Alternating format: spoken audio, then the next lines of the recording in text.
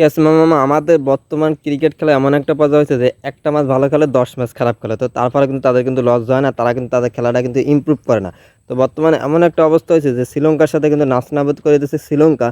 আমাদের 247 রানে কিন্তু প্যাকেট করে দিয়েছে প্রথম ইনিংসে। মামা আমাদের এই বাংলাদেশে যে কবে লস হবে, বাংলাদেশ ক্রিকেটে যে কবে লস হবে সেটা একমাত্র ওরাই ভালো করে জানে, কারণ ওদের যে খেলার ক্যাটাগরি আর কি যে বাল খেলে ওরা ওইটাই বুঝি না, কারণ ওরা যে কেন খেলতে যায় আর কেরা যাদের খেলতে পাঠায় এইটাই মাথায় কাজ করে না। যেখানে আমাদের ব্যাটাররা কোনো প্রকার রান পাইতেছে না, সেখানে আমাদের যে বলাররা তাইজুল ইসলাম এবং নাইম হাসান, এরা কিন্তু নাইম কিন্তু সে কিন্তু পজিশন করছে এবং তাইজুল কিন্তু 53 রান করছে, অর্থাৎ দুইজনে কিন্তু 50 রানের উপরে করছে। তো তাদের কারণে কিন্তু 247 পর্যন্ত পৌঁছেছে, আর তা নাহলে কিন্তু আমাদের 200 হইতো না, 200 হইতে কষ্ট হইতো। তো আমাদের ব্যাটার আমাদের রানই পাইতেছে না, সেইখানে ওরা অর্থাৎ শ্রীলঙ্কা ওরা কিন্তু যেরকম খেলতেছে তাতে মানে ওয়ান ডে খেলতেছে। আর আমাদের সোনার ছেলেরা সবাই কিন্তু বাজে বলে আউট হচ্ছে, সবাই কিন্তু প্রত্যেকটা ব্যাটার কিন্তু বাজে বলে আউট হচ্ছে, এবং ওরা যেরকম খেলতেছে তাতে মনে হচ্ছে ওটা ব্যাটিং পিচ, আর আমরা যখন খেলছি আমরা ছিল তখন হয়ে গেছে বলিং পিচ। আমাদের টপাটপ উইকেটটা ওদের এখনও মাত্র 80 রান লাগবে লিড করতে, অর্থাৎ 80 রান হলেই কিন্তু আমাদের রানটা কিন্তু ক্রস করে ফেলাবে। অর্থাৎ ওদের যে এখন খেলার অবস্থা, ওরা একটা উইকেট গেছে মাত্র, আর আমাদের এরকম সময় 5-7টা উইকেটই নাই।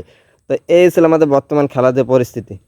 আর যেখানে ওদের বলাররা প্রত্যেকটা উইকেট নিয়ে নিচ্ছে, সেইখানে আমাদের বলাররা কোনো ভালো ফেলাইতে পারতেছে না, কারণ তারা সারাদিন বসে শুধুমাত্র তাইজুল ইসলাম একটা উইকেট পাইছে, অন্য কেউ কোনো প্রকার উইকেট পায় না। তো তারা যে কী বল করে, আর নাইট দেয় না ভাইয়া, তুমি যে কী বল করো, খালি জোর করলেই হয় না, খালি গতি করলেই হয় না, অবশ্যই কিন্তু টেকনিক খাটায় বল করতে হয়। কারণ তুমি বল করলে ঠ্যাক দিলে সেক্ষেত্রে সাইড হয়ে যায়, তোমার গতি দাও তুমি ঠ্যাক দিলে মানে বাউন্ডারিতে চলে যায় বল। তো এরকম একটা অবস্থা হচ্ছে তোমার বর্তমান যে বলের যে পরিস্থিতি।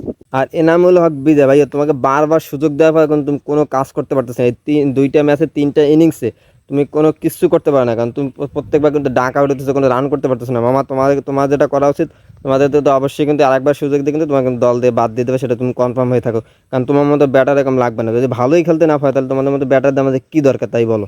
আম্পায়ার মানগিরপুত একটা উইকেট সেটা দিয়ে না, যেটা কিন্তু আমাদের বাংলাদেশ রিভিউ না বা বল পিজে ছিল, বল স্টামেও লাগছে, সেই এলবিডব্লিউটা সেটা কিন্তু দিয়ে নাই। যেখানে আম্পায়ার কোনো দিয়ে নাই, তারপর আমরা কিন্তু রিভিউ নিচ্ছি, রিভিউ নেওয়ার কিন্তু আম্পায়ার মানগিরপুত কিন্তু আমাদের সেই উইকেটটা দিয়ে না, পরবর্তী আমাদের রিভিউটা ফেরত দেওয়া হয়েছে। মানগিরপুতের জন্য কিন্তু আমাদের কিন্তু ম্যাচ কোনো এরকম অবস্থা, কারণ শুরুতে যদি ওই উইকেটটা দেখে তাহলে আমাদের জন্য একটা প্লাস পয়েন্ট থাকতো। আর আমাদের সোনার ছেলেরা তো খুব সুন্দর খেলতেছে, সোনার ছেলেরা কী যে বাল খেলতেছে তা সোনার ছেলেরা নিজেরাও জানে না। তো মামা বলে কি, প্রথম ম্যাচটা তো ডোরা করছে, আশা করি এই ম্যাচটা হয় ডোরা করো, আর নয় ম্যাচটা যেতে, ম্যাচ জিততে পারবে না, যদি পারে ডোরা করো, কিন্তু তোমার যে খেলা কাটাবে তাতে মনে হয় যে এই যে টেস্টটা এটাও হারবা তোমরা।